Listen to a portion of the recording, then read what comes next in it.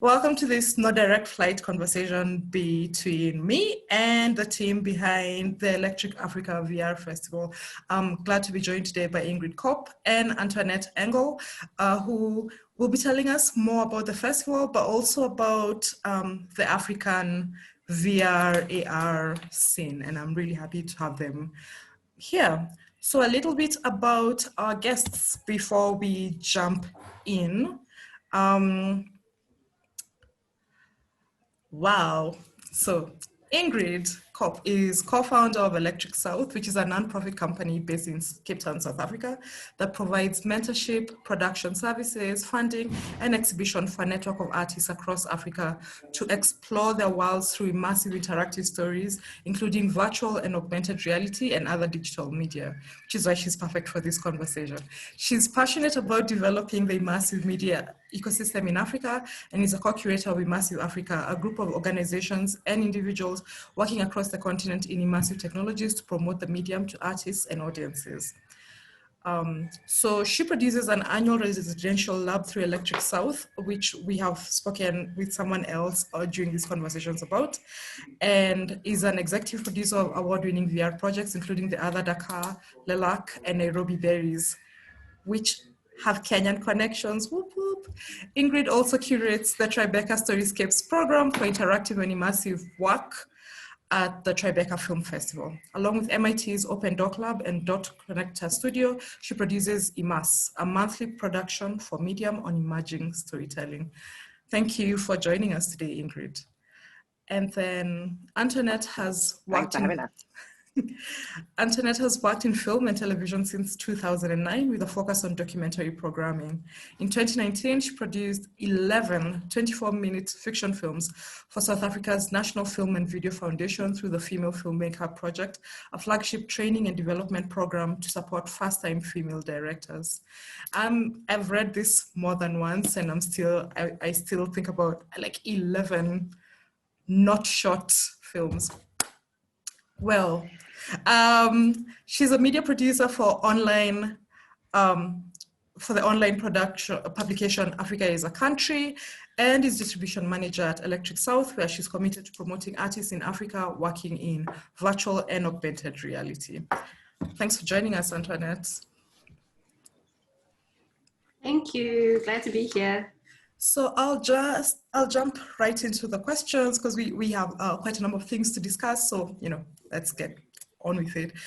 So I'm interested in the festival. I'm really curious if the VR festival was originally imagined as an online event, or if this is something that happened in response to the pandemic, because it was so well executed that for a bit of me was like, did these people set out to have an online festival? So the people are curious if it was something that was intentional. And I should have mentioned this at the top of the conversation. This festival happened between the 5th and the 11th of November this year.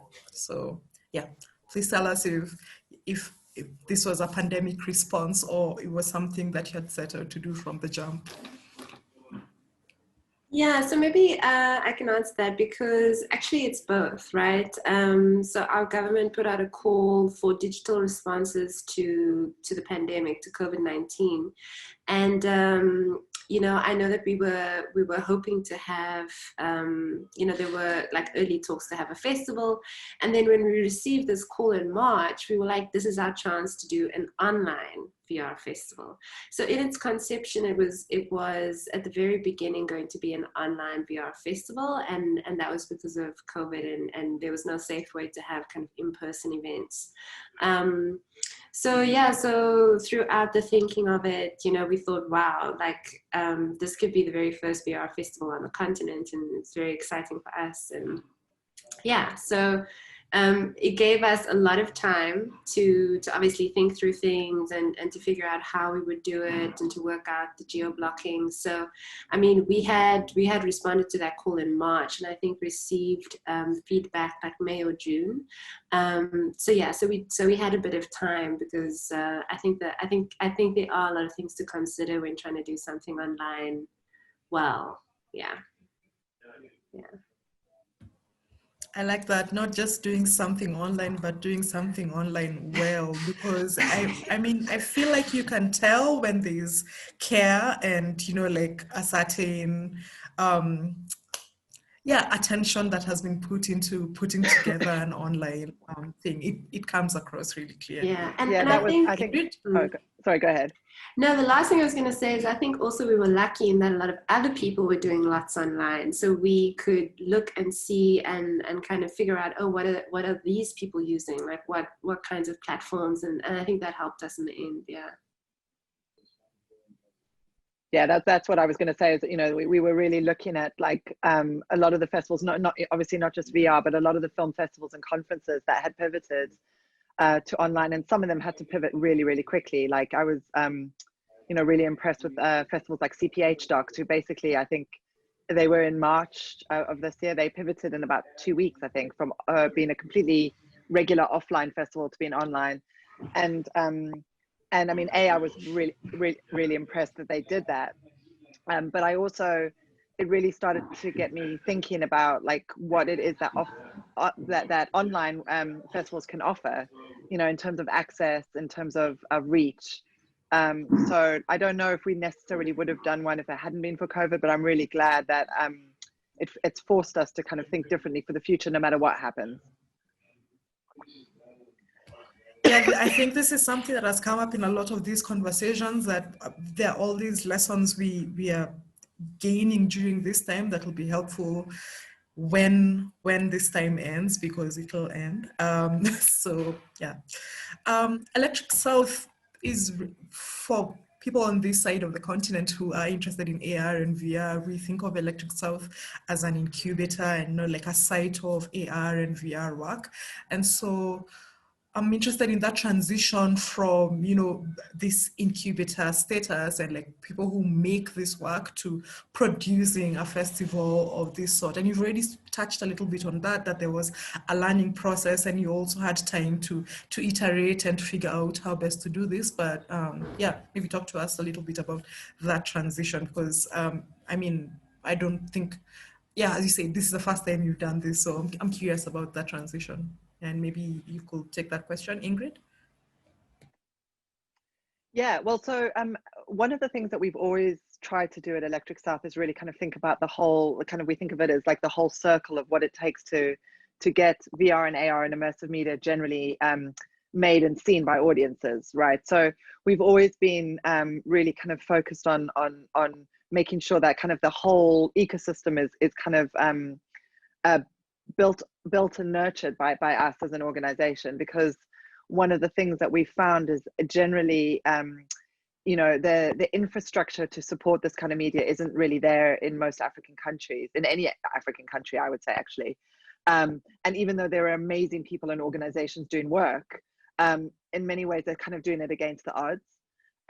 So one of the things we're really kind of always trying to do is, you know, we're thinking about obviously developing talent and doing the labs that we do every year, and then the production support. You know, all of that is really important in making the work, but it's also about cultivating audiences. And Tara, Mackenzie, and Antoinette have both been very involved as sort of distribution managers to kind of really get work out, even before COVID and before we started thinking about doing a festival. So cultivating audiences and building audiences for this work has actually been something we've been thinking about for a couple of years now. I think, you know, we had thought about doing a festival, but it seemed like a big thing to take on. And it was really only this year where we were like, we have to take it on, because all of the kind of pop-up screenings and exhibitions that we would have done otherwise were cancelled or, you know, didn't happen at all. So so we just had to think differently about what we could do in terms of, you know, audience cultivation and getting this work to audiences, and hence the festival. And I must just say that Tara Mackenzie was festival manager, and it really helps that Tara has basically been part of a core team member on the Encounters International Documentary Film Festival for many years. So she came to this having known exactly how to basically get a festival from 0 to 100, right? So that was hugely helpful in that there were certain processes that she, you know, had been doing countless times before that she kind of brought to us trying to put on the festival. So that was hugely helpful, and she was great. Yeah, I mean, couldn't have done it without her. So she unfortunately couldn't be here today. But yeah, like a huge part of it was thanks to her. Yeah. Thank you, Tara. Yeah, you're appreciated. And I find that really interesting because that's one of the things we've been talking about, how we here means I was part of a group that worked with Black Rhino VR earlier this year to put up a show in Nairobi. And a thing that we constantly talked about was the fact that this AR, VR world is not a world that happens in isolation. I saw this really interesting conversation from the festival where I think it was a playwright or a person who works in theater who was talking about how if you already have, some experience in immersive theater, you're not starting at zero when you encounter AR and VR. And so it's exciting to also think that if you have skills in programming, in festival programming, for instance, they come in handy in a thing like this. Because I mean, I don't need to tell you this, but sometimes it can feel like, I don't know anything when I'm going into the world of AR or VR. And yeah, so it's good to know some skills are useful in that universe. So you said something really interesting about cultivating audiences and so on. And for me, one of the things that really stood out with the festival was that the experience was optimized for a number of different viewing experiences. And I'm interested in the ways you set out to increase access to the films that were shown, to the work that was shown during the festival, because as I said, the care was very clear, and I'm interested in the mechanics of optimizing that experience. And this has been discussed again during the festival. Somebody watched a lot of panels, but yeah, maybe you could talk a little bit about that. Sure. Antoinette, do you want to talk about our relationship with Lucid Web? Yes, yeah. So of course, in trying to figure out how we were actually going to host like 360 films online and have 360 functionality, we were very clear that it had to be accessible from a phone or a desktop, because not like hardly anyone has headsets, right? And we didn't want anybody to be excluded because it would undo the work that we were trying to do to build audiences on the continent for our own work in immersive media or immersive storytelling. And this is the thing. So in my kind of distribution manager role, I was speaking with a film festival in Geneva who wanted to program one of our works, and was also having to figure out how they were going to migrate online so that they could, so they could still have their festival. And I happened to, of course, then they email and they tell you, okay, we're using this program or this platform, and I went to it and I saw it, and it was the answer that we'd been looking for, because we had considered YouTube 360, considered Vimeo, and there were, there were obviously challenges or kind of question marks that we had around both. YouTube would mean the work is out online for anybody to see, but at the same time, there are kind of certain rights that like filmmakers or artists would want to have around their work, so that it's not easily downloadable or and we obviously from having work and having co-produced or produced works ourselves, we understand that that's the position of the artist, and we want to make sure that everybody is happy with the platform that we're using. And so it was just a matter of emailing, the liaison at the Geneva International Film Festival saying, hey, please, can you put me in touch with Lucid Web? And they are basically, what they are trying to do is be a streaming service for VR content, right? So like your Netflix, there's one URL, you click on the URL and you can stream on your phone, your desktop, in a headset. They package it really well. At some point, they're going to be a service where if you're a creator, you can go and upload your work and have kind of a place to send people to watch all of your work online. So they were great. And obviously, we had one or two issues around how would you say, so streaming, there were some issues around, so some technical issues, but for the most part, you know, it worked, and we were really great to find such wonderful collaborators who were willing to just come on board in a very short space of time and really help us find an answer to kind of host the festival. Yeah, they really shared our vision, I think, for, you know, accessibility and making sure that this would work cross-platform, because, you know, we made it very clear that mobile was going to be really key for audiences in Africa. I think the one, you know, the technical issues that Antoinette were referring to were really bandwidth issues. And I think, you know, in the future, and you know, this is the first time we did the festival, so it was a learning process for everyone, and we knew that going in. I think one of the things that we've learned is that just everything has to be super optimized for different kinds of bandwidth scenarios, and that, you know, speed of internet and access to data is still a huge challenge, I think, for audiences here on the continent. You know, in South Africa, because it's really expensive, in other countries, you know, because there are other issues, and I think, you know, that's just something that we really have to reckon with. So in the future, I think we would definitely have like something like optimized for lower bandwidth, you know, if possible. That's one lesson we learned, but it was still really fantastic to work with them. Yeah, I mean, I think that's always a question, especially in this part of the world, that we are not all operating from the same place in terms of our internet access, or what speeds we have, what sort of quality we have, and so on. So, yeah, I'm also, I'm happy to hear that there's going to be another iteration, but B, I love it that it's also a thing that you're iterating on this thing. So the next edition will look a certain way, feel a certain way, and you know, that's exciting. Yeah. So Electric South has all these links across the globe, and I'm interested in the ways you've observed VR affecting, you know, like cultural production in Africa and other parts of the global South, because I imagine you are in conversation with similar, you know, outfits across the world. So yeah, what observations have you made about, like, you know, how it's affecting filmmakers, but also like cultural producers broadly defined? Yeah. I mean, I think one of the that's not my baby, is it? Someone else's baby. I think one of the you know, one of the great issues right now is that you know, VR and immersive media generally, it's still a fairly nascent medium, and a lot of the kind of like the business models around that are shifting constantly.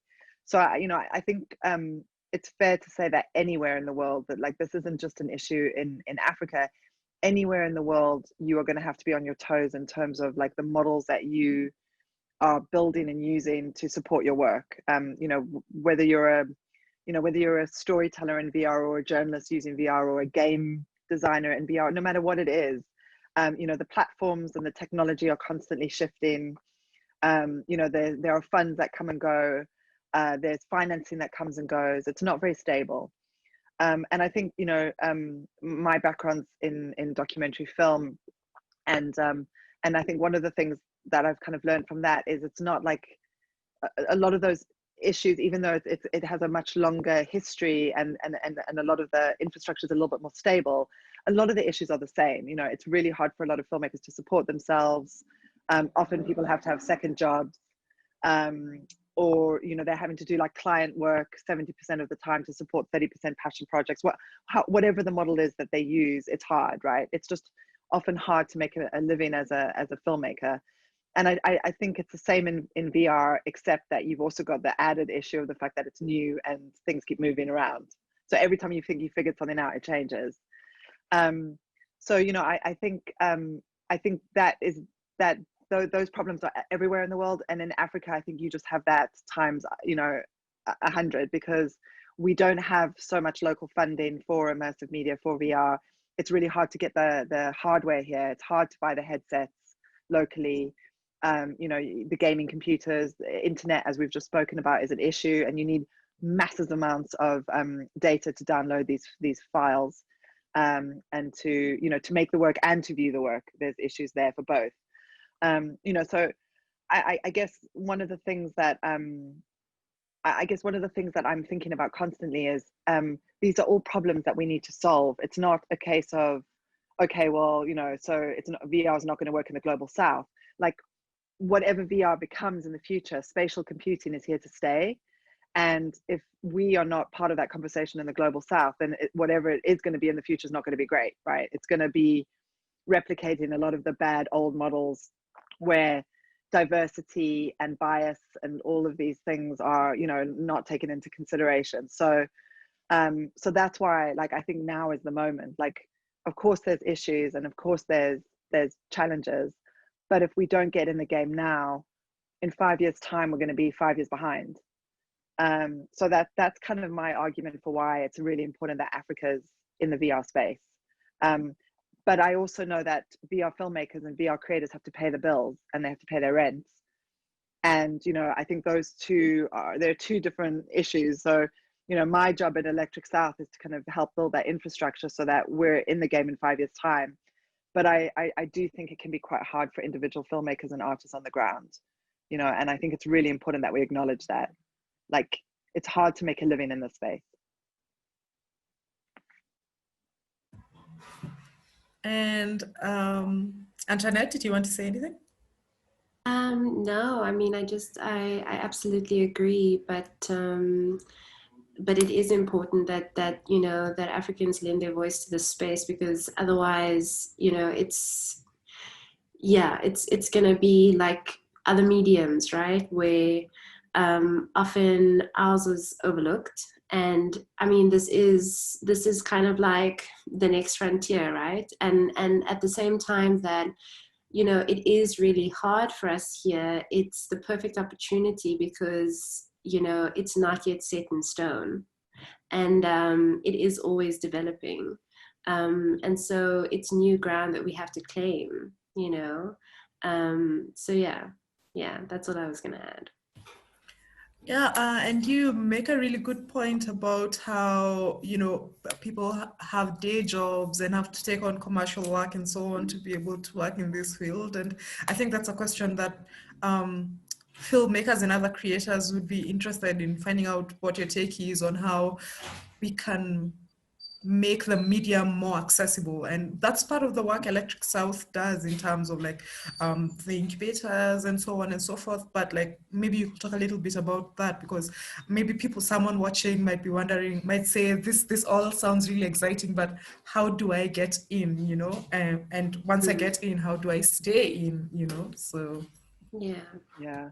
Well, I think very quickly, I mean, I just quickly want to say, I think that's Electric South's kind of distribution leg, and that it starts there. It starts with exposure. It starts with actually first watching what's possible in a headset.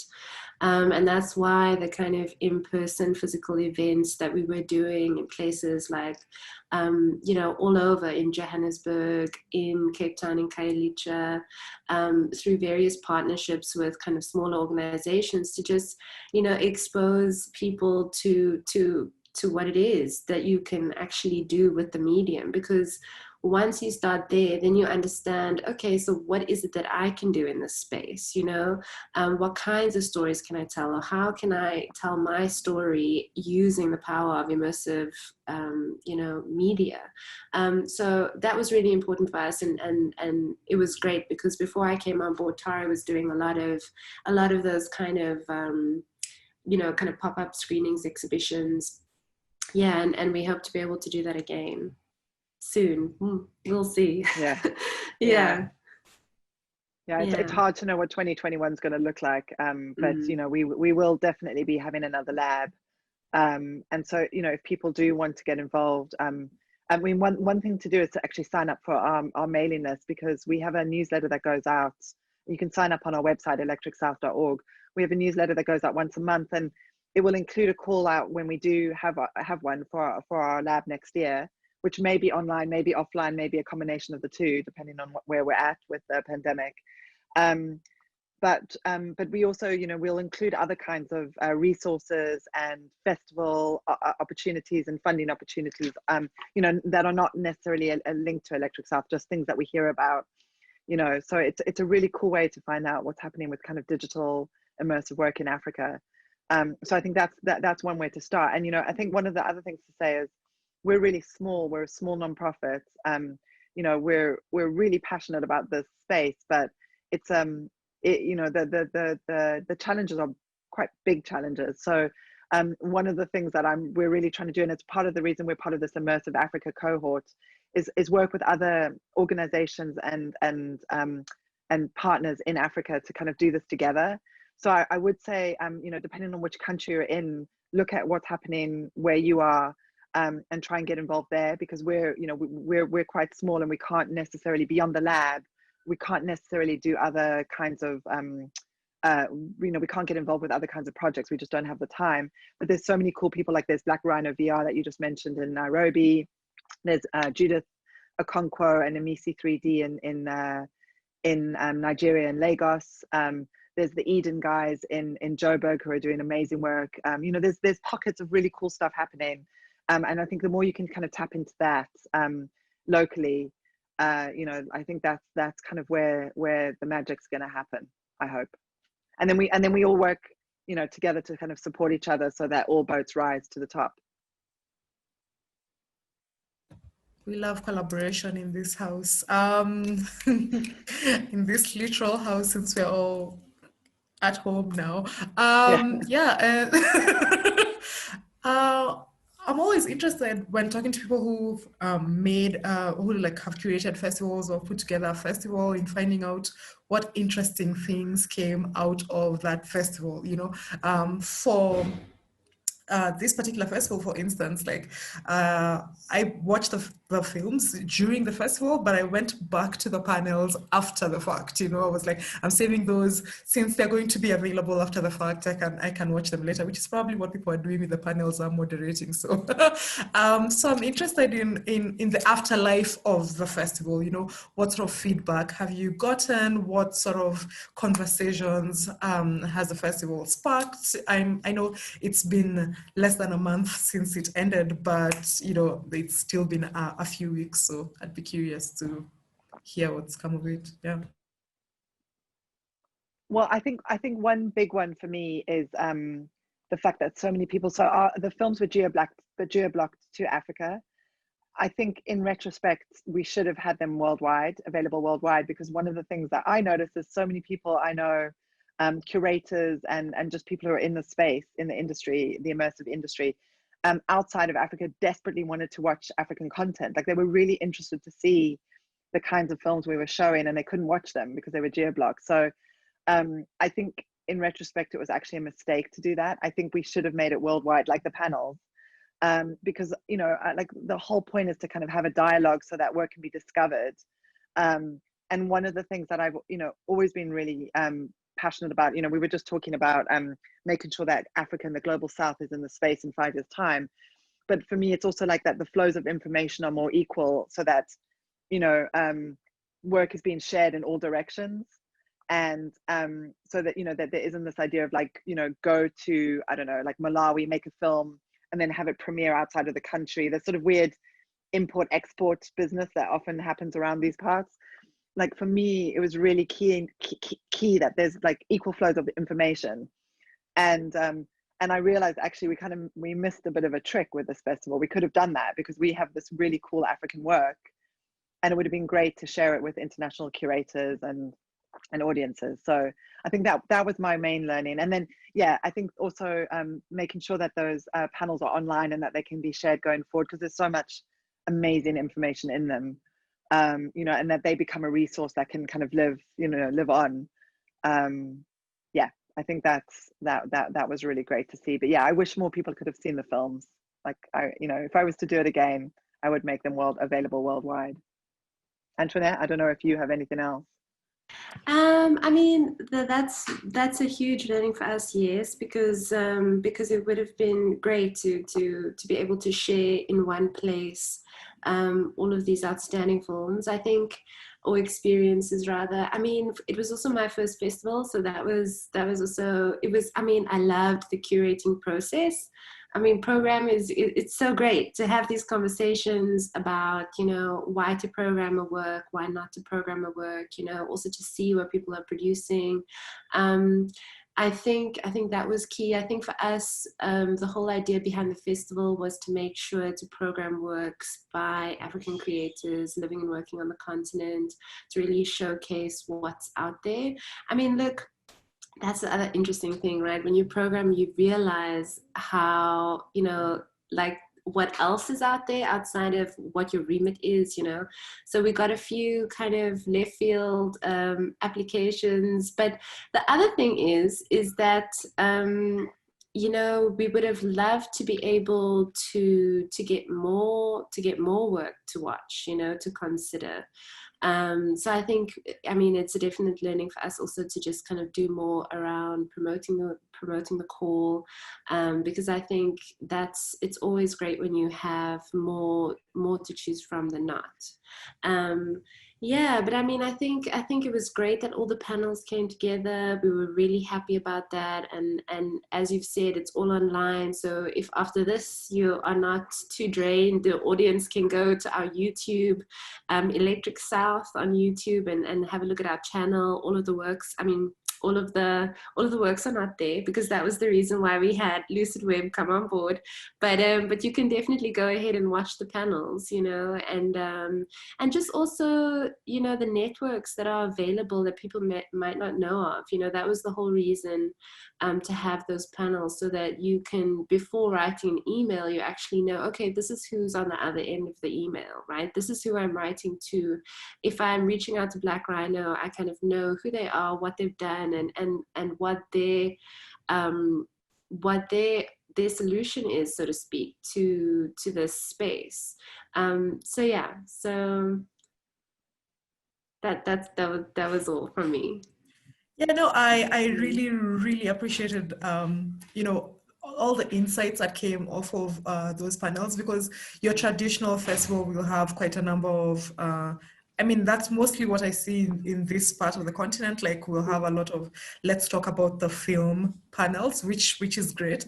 But I also like the way it expanded the world of, film festival panels to include, the mechanics of making and, what goes into all of this. I don't know why I'm waving my hands around, but yeah, all of this.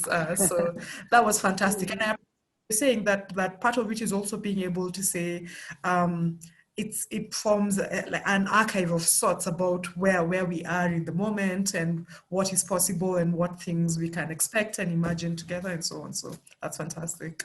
Go on, Antoinette.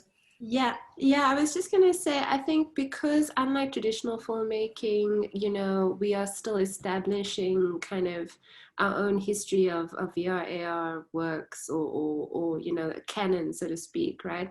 I think people are more amenable if you want to reach out. So, there isn't like the big bad producer who's, who doesn't want to know you, right? These are people who are looking to collaborate, who are makers and creators usually, because I think that's the nature of the kind of people and personalities that the immersive space kind of draws to itself. So I think the doors are definitely more open than in other kind of more, let's say, established industries, so to speak. Yeah, I would totally second that. I guess the only thing I would say is, I think it's an incredibly collaborative and supportive industry, because it's still pretty scrappy. But that said, I have spoken to a lot of people recently who kind of feel like it is a little bit cliquey already, and that they feel, for example, there's a lot of stuff around social VR now, and I've spoken to a bunch of people who feel like kind of going into social VR for the first time, they kind of felt like, the new kid in school and didn't necessarily feel like they knew what they were doing. And I do think that there is, that for those of us in the industry, it really behooves us to remember that it can feel very hard from the outside, that even though we don't feel like insiders, because we're always trying to, we're making things up as we go along, but from the outside we are the insiders, and that we need to keep the door open, because it's really easy to kind of nudge it closed. And that's something that I really realized, it's like, you think you're being welcoming and collaborative, and I like that's, you know, been a huge ethos in my whole career. But I know from speaking to a few people that oops, sorry, I think I just had a call come in. I know that from speaking to a few people that they didn't see it that way, that they felt like, you know, I was like the curator who couldn't, or the big bad producer. They thought I was the big bad producer, you know, which to me seems hilarious, because like I don't feel like I'm that person at all. So I you know, I think it's just kind of a lesson to all of us that we have to keep those doors open, like, and if necessary, kick them open, because otherwise the collaboration can't happen. Yeah, I really like that reflexivity, because as you're saying, it's sometimes when you're essentially a pioneer, it's easy to feel like, you know, this is a very welcoming space.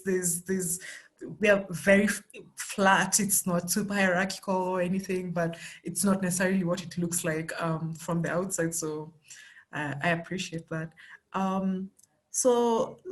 Not quite lastly, but I'm interested in what new insights about creation and sharing artistic work emerged from the making and the execution of the festival. You know, so for instance, it could be that maybe some works did better than others because of some reason, or some, you know, maybe you observed like maybe people are dropping off because of certain reasons, because I imagine you'd have that sort of information on the back end. So yeah, just you'll be able to share with us what insights about creation, but also the sharing of these works emerged from, you know, the festival.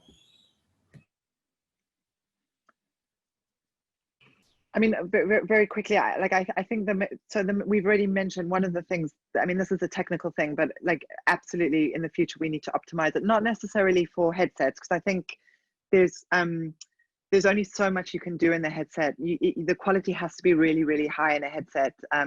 Otherwise, it makes you feel sick. You get, if it gets too pixelated, too low res, it actually does. It feels horrible, you know, because it's right next to your eyes.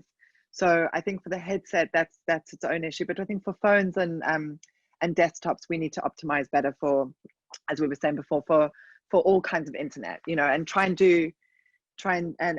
make it work in as many scenarios as possible. Like accessibility is really key. That's one thing I've learned. I think the second thing that I learned is if you lose sound, just let me know. Sorry, I think I've just run out of battery. Technical problems. The other thing that I've learned is promotion is really key. I don't think we did enough promotion. We should have done a lot more local promotion, like actually had PR folks in individual countries. You know, it's really hard. I mean, you know, like everyone says, obviously Africa's not a country, but like I think we were a little bit like, okay, well, we'll just like spread the word from South Africa, you know, and we'll let everyone who's interested in VR in Africa know, but it doesn't work that way. Like you need to have local knowledge. You need to have local people who like know local markets and local communities. So yeah, I think doing this again, we would definitely identify certain countries and really kind of push hard in those countries, you know, and to communities in those countries. So more community and PR development and focus. Antoinette, what else did we learn? To do it again, I want to do it again. I think that, you know, it was a first run. We learned a lot of lessons, and I think even post-COVID, there's a lot of good reasons for doing an online festival. So those would be my learnings. Antoinette, I don't know what you have. Yeah, I mean, just to follow on that, definitely to open it up, you know, so that we have a wider reach. Also to really tap into, you know, our kind of you know, the experts in the field that we're very lucky to have, you know, in our network. So really to try to encourage them also to kind of spread the word, to drop a mention on Twitter and Instagram. I mean, those things they actually really make a difference, right? So I think the other thing is to make it like really, really easy to watch a work. I think we had a few steps in order to find the actual work view. So a few clicks for you to make. So you had to like click here, click there, and that actually just doesn't work. Like audience is just those few seconds that it takes for you to click onto another web page and then another one. You just lose people, right? And I think that we really get that now. We really get that you have to make it as immediate, as instant as possible. So I think those were kind of key insights for us. Yeah. I love how audience focused these insights are, because I have a background in tech, and I know that user experience can be the difference between making something successful or not. As you're saying, if you have to go through three steps, 4 steps, each additional step means that some people are lost along the way, because they're like, are we not there yet? Let me go elsewhere. So that's fantastic. And I love that the festival is something you want to do again, because one of the big things for me has been that this time, no matter how crazy it has been, has also opened up so many things, because as long as you have the internet, you're able to go to places where, and I imagine as Africans, this, you might not be able to get a visa, you might not be able to access it in one way or another, and then somehow all these spaces are newly accessible. So or there's no direct flight, right? Exactly. I see what you did there. Even if I wanted to go to Nairobi, no direct flight. Exactly. Yeah, for sure. So I mean, like those have always been concerns, and online festivals are really helping, bridge those gaps. Yeah. And then lastly, this is a big question, but this is also like a great duo to ask. What future do you see for immersive storytelling? Because we've spoken more than once during this conversation about, the future, 5 years from now, 10 years from now. So what future do you imagine when you think about immersive storytelling? Oh yeah, it's hard. It's hard because I always feel like the future questions always really it's kind of like it's a trick, right? Because it's so difficult to predict where things are going to go. I guess my kind of guiding lights when I'm sort of thinking about strategic thinking for the space is, one, there will be some kind of spatial computing in the future, like this idea of being surrounded by story is not going to go away, and it's not going to look like it looks now, right? So the headsets might go away, it might be glasses or chips or who knows, right? But that this idea of of having stories surround us and being able to kind of mush different kinds of story practices together, which is one of the things I love about VR, by the way. I didn't mention, I love that photography and theater and architecture and dance and filmmaking and fine arts and journalism, it all comes together in this space. I think the potential for those art forms to exist in spatial computing and in a kind of 3D world are tremendous. I think the dangers are that whatever the future of the spatial computing 360 world are, that there's no space for art and storytelling, and there's no space for true diversity. And I'm not talking about quota diversity, I'm talking about that the whole world is really truly represented and has real ownership, not just token representation. So for me, it's like it's holding a space for weird experimental art that doesn't have a business model. Like that's always been a passionate thing for me. I don't believe that the market is the best arbiter of goodness. Like there has to be a space for other stuff that isn't defined by the market, and the market, I'm not, I think that can exist alongside it, but that we have to hold a space for the other stuff, whether that be through public media or funds or whatever. And then that we also make sure that the whole world is represented in that space, that it doesn't look like Silicon Valley, that it doesn't look like, it's got to look like the world that we all live in. And the world that we all live in is messy and complicated, and and includes Africa. So that's my I guess those are the challenges, and both the challenges and the opportunities. So it's not really how I see the future, but it's kind of like I can see a really bad future unless we, unless we make sure that those things are in it. Well, Ingrid, you sound like a sci-fi writer, but also immersive tech feels like sci-fi It does on sometimes, some yeah. level. So yeah, Antoinette. Yeah, I mean, what I'm hoping is that the future brings more opportunities to showcase both work from the continent and also just, accessibility for those who are here in Africa who want to watch these kinds of incredible experiments in immersive media. Because then it plants the seed for future storytellers. For anyone who's wanting to work in this space. What I'm also hoping is that it brings greater kind of groups of connected people who are also kind of supporting each other. I mean, there's such great like kind of already existing groups of people who are meeting online. We Are VR Josie meets monthly, and I'm just hoping that we continue. Sorry, there's works in my building. Yeah. It's the future. Yeah. Yeah.